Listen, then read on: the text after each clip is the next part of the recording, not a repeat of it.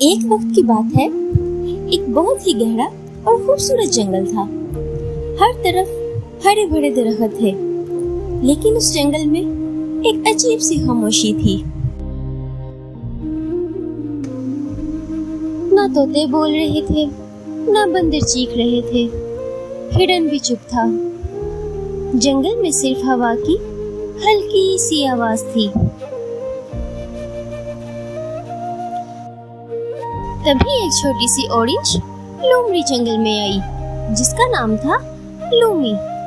Lumi ने इधर उधर देखा और हैरानी से सोचा, ये जंगल इतना चुप क्यों है?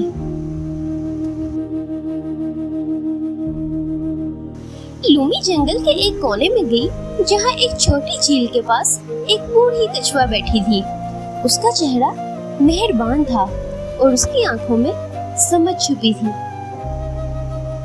लूमी ने पूछा, दादी, सब इतने चुप क्यों हैं? दादी ने धीरे से कहा, एक दिन एक काला साया जंगल में आया। साये ने सब जानवरों की आवाज चुरा ली। अब कोई बोल नहीं सकता।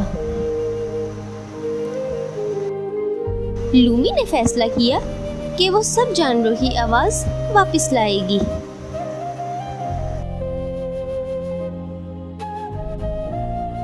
तभी जंगल की जमीन पर एक चमकदार लकीर चमकने लगी, जैसे किसी ने रोशनी से रास्ता बनाया हो। लूमी ने उस लकीर के पीछे चलना शुरू कर दिया।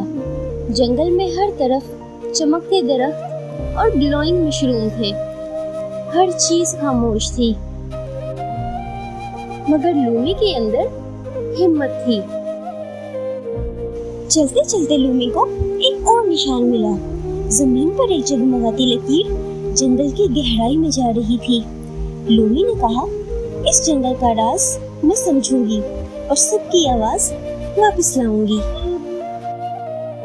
जंगल के कोने में एक अंधेरी गुफा थी। लूमी ने देखा, एक साया गुफा के अंदर था और उसकी आंखें लाल चमक रही थी। लूमी ने जोर से कहा, मैं तुमसे नहीं डरती। लूमी ने गहरी सांस भरी और फिर जोर से चीख मारी, लेकिन ये आम चीख नहीं थी, ये थी एक रोशनी से भरी आवाज। लूमी की आवाज गूंजकर जंगल में फैल गई। सुनहरी लहरें हवा में उठी और पेड़ों के निशान खत्म होना शुरू हो गए। जादू टूट गया था। अचानक तोते ने पर फैलाए और बोला, मैं बोल सकता हूँ। हिरन ने भी खुशी से आवाज निकाली। हर जानवर अपनी आवाज वापस पा चुका था। लूमी उनके दरमियान खड़ी मुस्कुरा रही थी। जंगल फिर से जी उठा था। अब जंगल में रोशनी थी, आवाज थी और खुशी थी।